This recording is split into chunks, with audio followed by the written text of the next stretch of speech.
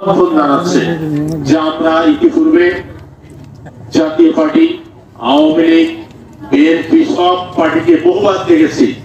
এবারে একটি শান্তি সুশৃঙ্খল ভাবে চাঁদা মুক্ত, সন্ত্রাস মুক্ত, বৈষম্যহীন মানবিক একটি রাষ্ট্র বাংলাদেশ জামায়াতে ইসলামীর অধীনে আমরা দেখতে চাই। দেশবাসী এই ব্যাপারে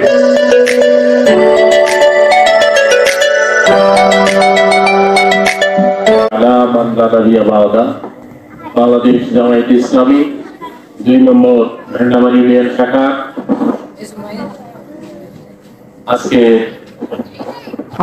৮ নম্বর ওয়ার্ডে এই সুদী সমাবেশে অনুষ্ঠিত আছে ইউনিয়ন জামায়াতে ইসলামের সম্মানিত সভাপতি ডাক্তার ফরহাদ আহমেদ মবিন ভাই, সঞ্চালনা করছে ইউনিয়নের সম্মানিত সেক্রেটারি ভেন্ডামারি ডিগ্রি কলেজের সম্মানিত প্রভাষক জনাব তহিদুল ইসলাম রানা সহ বাংলাদেশ জামায়াতে ইসলামের বিভিন্ন বিভাগের নেতৃবৃন্দ, ওয়ার্ড নেতৃবৃন্দ সহ যারা সুধীমণ্ডলী বাংলাদেশ জামায়াতে ইসলামী সালে প্রতিষ্ঠিত হয়ে দেশ বিভক্তির পরিক্রমায় বাংলাদেশে এসে আমরা আজকে স্বাধীনতা 54 বছর পেরিয়ে এই পর্যন্ত বাংলাদেশ যখন স্বাধীন হয় আমাদের ভূখণ্ড স্বাধীনতা হয়েছে। এই স্বাধীনতার পর থেকে বাংলাদেশ জামায়াতে ইসলামী বিভিন্ন ভাবে দোষারোপ করা হচ্ছে, বিভিন্ন গালিগালাজের মধ্য দিয়ে মানুষকে ভুলে ভালো রাখা হয়েছে।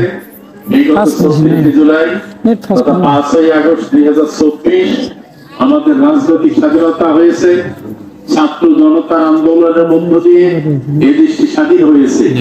তারপর থেকে দেশের মানুষ বুঝতে শিখছে যে প্রকৃতভাবে বাংলাদেশ জামায়াতে ইসলামী এদেশের মাটি ও মানুষের কল্যাণে কাজ করছে, করবে।